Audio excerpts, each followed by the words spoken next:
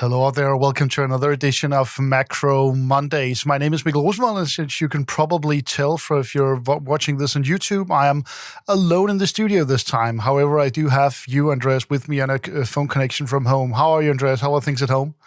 not too good, to be honest. It's called winter vomiting disease season here in Denmark.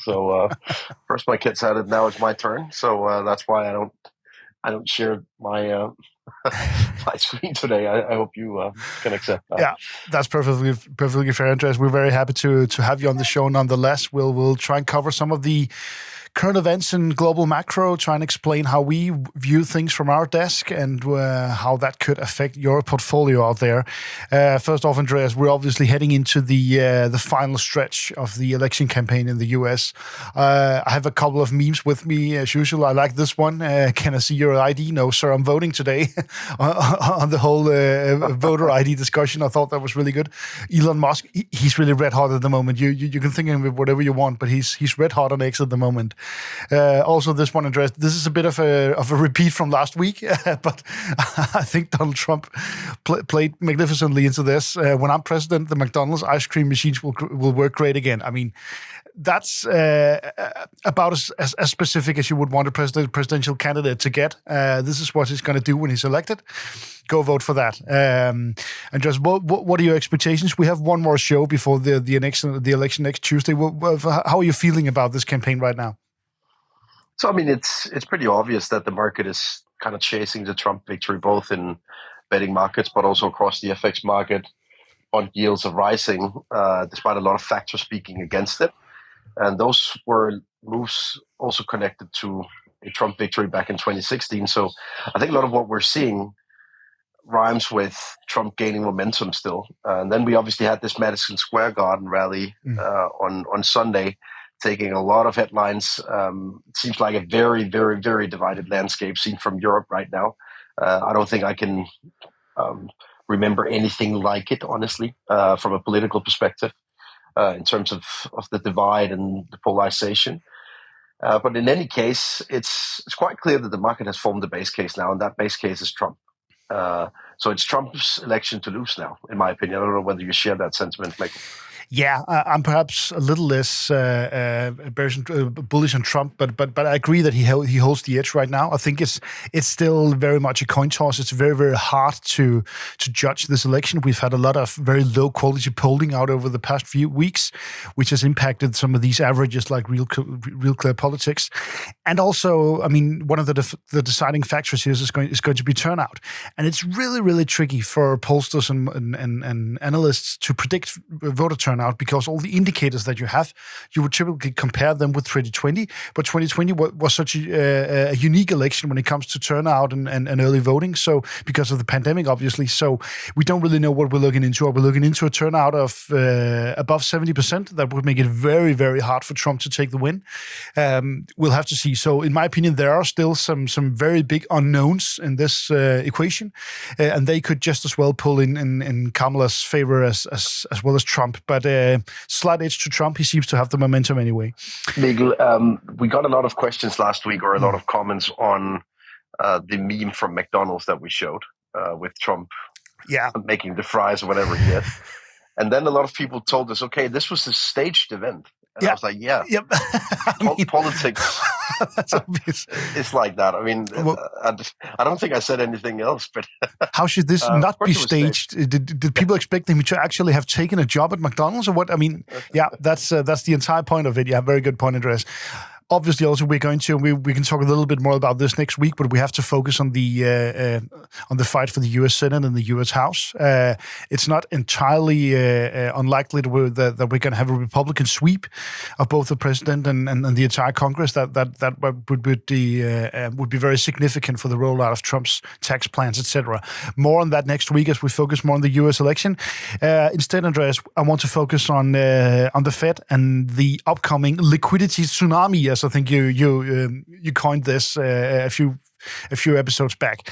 So we've had this chart on before. Could you just take it through what's going to happen for the end of the year with regards to liquidity, Andreas? Yeah. So I mean, first of all, if you look at how various high beta proxies, such as stocks like MicroStrategy, Tesla, etc., have traded. It seems like the market has sniffed out something here, in my opinion. And MicroStrategy is now trading with a 3x ratio to its Bitcoin holdings or something like that, which is typically something you see in a very benign market environment with liquidity incoming, with inflation printing at low levels, and with growth doing okay. And that's exactly what we're seeing right now. Inflation is not really a concern to anyone. I think the numbers that we'll get this week from Europe will also point to inflation being very soft in October and likely spill over to expectations for the US. We see growth doing absolutely okay in the US. Retail sales, etc., still performing as if the slowdown is nowhere to be seen. And then finally, on the liquidity side of the equation, we've seen a liquidity addition over the course of the past 7 days from the so-called overnight reverse repo facility. And it's a facility that is mainly used by money market funds and the likes. And when they withdraw money from this facility to buy assets, they typically buy issuance, T-bills from the US Treasury. And we've seen an outrageous issuance pace over the past 3 to 4 weeks, more than $500 billion. And I guess that's also partially why we've seen bond yields rising despite liquidity going up, etc. So we have this odd cocktail of a lot of issuance coming, liquidity improving, but not as fast as some had hoped, and then inflation being at low levels and growth doing okay. It's hard not to be relatively upbeat given this cocktail. And then given that we're approaching zero in this overnight reverse repo facility, there is a potential for the Federal Reserve to do something about the liquidity picture already next week. Remember that they have their meeting, is it 48 hours after the election day? They've actually moved the meeting date a little bit just to ensure that they do not take a decision while the votes are counted. Could still be the case, by the way. Could be. If it's a contested election, for example, or if it's very tight. But the point is that with the overnight reverse repo facility running close to zero, they could decide to bring forward the end date of QT even more than what they've already done, and maybe bring down the pace of QT as well. This is in line with what Lori Logan, a member of the committee, said during the spring, where she basically referred to this overnight reverse repo facility as some sort of buffer for the Federal Reserve. As long as it continued to dwindle, they had the opportunity to do QT. But as we approach zero, at least according to Lori Logan's logic, we'll get much closer to the actual end of QT, which would be major news from a liquidity perspective. You want to unfuck your shit? This is live. Yeah, that's being recorded. Hey, listen, if you want to unfuck your future, then come and join us in the Real Vision community.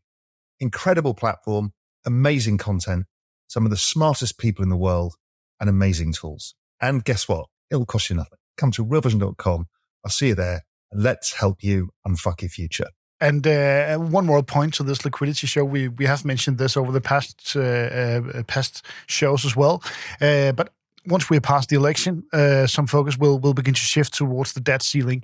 The debt ceiling is going to be reinstated from 2025. We don't know the exact X date of when we will hit the debt ceiling, but this will begin to be a topic for the new Congress and the new White House. And as I mentioned, if you imagine a scenario with Kamala as the president and a completely Republican Congress, it's going to be very, very, very difficult to get anything done on the debt ceiling. How will this affect liquidity, Andreas? Yeah, so what we know is that the US Treasury will not be holding a lot of idle cash on the other side of New Year's. No. Simply because they have to spend the cash they already have once the debt ceiling is in place. And in my opinion, it's very, very unlikely that we get a debt ceiling suspension ahead of deadline. I mean, we didn't get that in 23 or in 21. This time around, we have an even more toxic political environment. We're talking about negotiations that will have to run while we have some sort of lame duck Congress administration because we're waiting for a new president, right? So it's not the kind of environment that fosters a swift negotiation process, in my view. So my best guess would be that they leave this to the new administration to figure out, meaning that we'll have a major liquidity influx coming from the US Treasury. Later today, we'll get the first numbers from the U.S. Treasury on the issuance in the fourth quarter and the first quarter next year. And then on Wednesday, we'll get the detailed issuance plan. And if you look at the chart here, the Treasury General Account is still above $800 billion. And they have a target of $700 billion come year end, meaning that it's unlikely that they increase the issuance pace relative to what they've already communicated, because they hold more idle cash than thought they in the last projection from July. So I guess the short answer here is that we'll have a much more benign supply picture in U.S. Treasuries coming up the next 4 or 5 months. Which makes us lean even more into risk trades, or how should that affect your positioning? In my opinion, yes. So exactly again this year in October, we've seen an increase in term premiums. So the term premium is a concept related to the risk of holding a U.S. Treasury over time. And the term premium also spiked in October of 22 and in October of 23, and it's often linked to what I label a supply scare, so a larger supply than otherwise anticipated. And we've actually had that so far in October. I have to admit to that. It wasn't really on my radar until it happened. And exactly a year ago, we had this major issuance scare back in October of 23 again. And then on October 19, Jay Powell basically took stage and he said, okay, if term premiums continue to increase, meaning that we see higher 10-year bond yields, we'll have to cut interest rates more because of that. And I'm not ruling out that he'll basically echo that message next week, again stating that, okay, we dislike higher term premiums because we will have to cut interest rates to a larger extent to control them. And if he says something like that again next week, we know the direction of bond yields will be lower into year end. And doesn't necessarily mean you have to buy bonds, because you can buy a lot of other stuff that will perform very well in such a scenario, crypto, risk assets, you name it. So, Andreas, I just want to shift the discussion a little bit here. We've had a lot of discussion, a lot of questions on oil. Obviously, oil has been very tightly linked to the turmoil in the Middle East for the past 12 months. But lately, we've seen a sharp decline in oil prices. What do you think is going on in oil prices? Are people getting accustomed to this geopolitical risk, or is it a supply question? So, yeah, first of all, it's a supply question. I mean, we know that Saudi Arabia holds a lot of sort of potential to increase supply. They've been keeping their supply artificially low for a while, and we know that they will increase it into next year, most likely. So even in this situation where Iran, for example, couldn't sell the same amount of oil on global oil markets, I wouldn't be scared of the supply side of the picture, because Saudi Arabia could just chip in and regain some market shares. They've basically lost market shares for a long while, and they're not super content with the situation. But this morning, on Monday, the market opened very, very, very soft in oil. And it's obviously after a weekend of Israeli retaliatory attacks on Iranian soil. Yeah. But Mikkel, they did not strike energy infrastructure, which was kind of the hot potato here. Could Israel convince Biden and his administration to accept such an attack? And it seems like they chose a de-escalatory approach to this. That's kind of my take, but I don't know whether you share that. By the way, kudos for bringing that analysis online over the past couple of weeks, because you're one of the very few kind of refusing to bet on the escalatory mood out there. Yeah, I mean, it's you can say, is it de-escalatory to throw rockets and missiles at each other? Well, it can be in this part of the world, as I've mentioned before.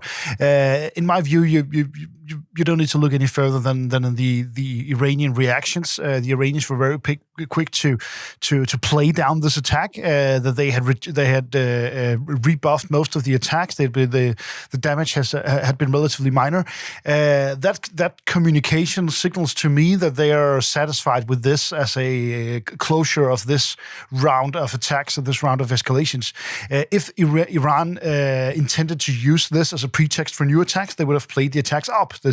They would have gone had put a lot more emphasis on the destruction done and how this was an outrageous attack, etc.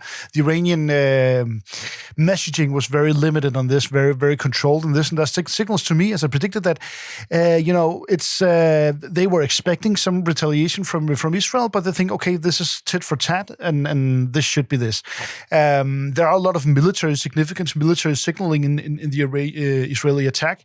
They targeted a lot of the Iranian air defenses, and they signaled that if they wanted to, they could have carried out a much larger airstrike over Iran. That's obviously a very threatening message to send to Iran, but on the other hand, it also put some incentives to Iran to keep things stable for now, because they don't want to see what Israel could have done in an attack of this magnitude. So I completely agree. I expect this geopolitical risk or in my view, the geopolitical risk has faded, even more so over the weekend. So there's no risk there's no reason for the geopolitical risk to keep up the oil price at the moment. Rather, it should be we should look at the supply side of things, and that's probably also what investors are doing and what's driving the prices down. But Mikkel, I know you have a chart on the 10-year bond yield versus the oil price. Exactly. And it's one of my favorite charts right now, because if you look back to April, May this year, it almost seems reminiscent of what just happened, in a sense. Absolutely. Remember that Iran also attacked Israel with drones and rockets, and Israel ultimately didn't really escalate things. And it's exactly the same situation we have now. Yeah. And back in April, the oil price actually peaked on the exact day of that Iranian attack. It's the same again here in October. And what happened in May was that bond yields continued to rise, but all of a sudden, this disconnect between commodity markets and bond yields became too big to ignore. And take a look at it now. We're talking about a major divergence between commodity markets and bond yields. And in my opinion, too big to ignore. So sure, it seems like the market is very honed in on the Trump risk premium and the issuance risk premium in bond yields in the US. But bond yields have like two components to them: inflation expectations and growth expectations. Inflation expectations are coming down now. They should, given this development in oil space and in commodity space. Absolutely, yeah. And then on growth, well, as I said, we're doing okay-ish, but our nowcasting is actually starting to roll over. So I think the risk reward is clearly in favor of maybe 50 to 70 basis points lower 10-year bond yields from now on until the New Year's. Absolutely. And I mean, Andreas, when we talk about geopolitical risk, we can't ignore the US election coming up. It could be a complete game changer to have Donald Trump in the White House. On the other hand, until he's inaugurated, until his administration is in full effect, can he really do much to increase geopolitical risk? Obviously, he can start negotiations on the assumption that when he's president, he can sign this and that. And he will probably leverage that, perhaps in Ukraine, perhaps in the Middle East. But he doesn't really have the power to carry out strikes or to do any of those kind of things. So I think for now, the geopolitical risk should be trending downwards, especially if Trump actually manages to strike some sort of deal either in the Middle East or in Ukraine, because he does come with the opportunity to set a new agenda, to create a new negotiation table, and to get something done here. I doubt he'll get much done before New Year's, but it is a possibility, and a larger possibility than the risk that he will set fire to more stuff around the globe. So we'll have to see about that, Andreas. I want to finally, Andreas, before we get to talking about this week's non-farm payrolls, etc., I just want to touch upon what's happening out in Japan. We are most likely getting a new government out there. Prime Minister Ishida has not outright lost the election, but the Liberal Democratic Party has lost the majority and will have to take on coalition partners. I'm no expert in Japanese politics, but it seems to me that interest rates have actually been quite a big issue in this election. Obviously, the cost of living crisis, which is also linked to that, has been a huge topic. How has market reacted to these news, Andreas? No, so I guess Ishiba on the picture here, he was sort of seen as the last proponent of the normalization efforts from Bank of Japan. Yeah. So he ran against internal opposition in the LDP, was it 3 weeks back or so, and won that internal election on a platform of conservativeness, also militarily speaking, but also on the fiscal and monetary side. And his opponent in the internal election in the LDP basically ran on a platform of QE, low interest rates, zero bond yields, right? Everything that we've gotten to know from Japan over the past 3 decades. Outside of the LDP, I think that's an even more common view, right? Why should we have bond yields? We've never had bond yields, or at least a lot of adults they haven't really seen bond yields in their life. Right? I mean, it's an anomaly to have bond yields. Why should we have bond yields? So the reaction is obviously in that linked to that. I mean, the final proponent of some sort of normalization effort to bring bond yields to maybe say 75 basis points or 100 basis points. Well, he's lost a lot of ground, and as far as I'm concerned, Mikkel, there's a maximum 30-day period now where he will have to try and have to test the waters, so to speak, on whether he can form a coalition. For now, it seems pretty clear that dollar yen, and again here it's an example of the same as I showed with dollar bond yields versus the oil market. Dollar yen is trading away from where it should because of risks related to this policy malaise in Japan, and out of the positions that we had on a week ago when we hosted this show, that we don't have that position on any longer. We've simply been wrong-footed, but we've earned the money on a lot of the rest, thankfully. Absolutely, Andreas. We'll keep track on what happens out of Japan. Obviously, of huge significance as we saw this summer. Andreas, finally, let's touch upon what's going to happen this week that we just entered. We have non-farm payroll numbers out on Friday. What do you expect to see there? Well, I think the consensus is around 110K jobs, which is a very low number. But what you should keep in mind here is that the sample period in the non-farm payrolls is around October 12th. And that was the exact timing of the hurricane in Florida. So this will be a hurricane-impacted labor market report. I still hold the view that the Federal Reserve will have to do what it told us up front next week, because I mean, why would you suddenly change your opinion when votes are counted, right? It seems very odd to do so, and they promised us 2 times 25 basis points in September. So my point here is that yes, this non-farm payrolls report is important, but it will be very tricky to assess because of hurricane effects, and will likely look very weak. And then on top of that, the Federal Reserve will likely not alter the course just because of one report this close to the election. The 2 job reports in November and December, they will be hugely important, especially as I think we've shown that chart on the show here before.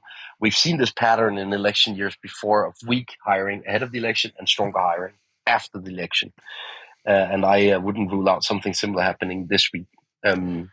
So all in all, I mean, with the consensus where it is at 110K jobs, I don't really think there is a massive scope to bet on like pessimism here. So as I've said, basically since the start of October, it's slowly but surely becoming more and more likely that the macro environment will provide decent returns also in risk assets, and we've thankfully been a part of that ride. Absolutely, Andreas. So any other portfolio moves that we need to highlight before we end the show here? Yeah. I mean, I said last week that European inflation was nowhere to be seen, and that European fixed income would continue to fare well, and we've seen that. We have the inflation numbers coming out from Spain, Germany, France, etc. this week, and I don't think there is any reason to expect them to deliver up to the standards of the consensus numbers. I think we'll see very weak inflation again in October. We typically see that, by the way. If you have a Bloomberg platform or another online platform where you can check inflation numbers back in years, go have a look at inflation numbers in October, both in the US and the UK, in Scandinavia, in Asia, in the Eurozone, no matter where you look, they tend to print on the low side of expectations in October. Having seen what we've seen in commodity markets this month as well, I would expect something similar to that. So very soft inflation, okay is growth, and liquidity is coming back online. So it's time to cheer up, Mikkel. That's wonderful. Thanks a lot for that, Andreas, and thanks to everyone for listening. Remember, you can catch a lot of our content on the Real Vision app. You can also check out our new global macro strategy at stenoglobalmacro.com.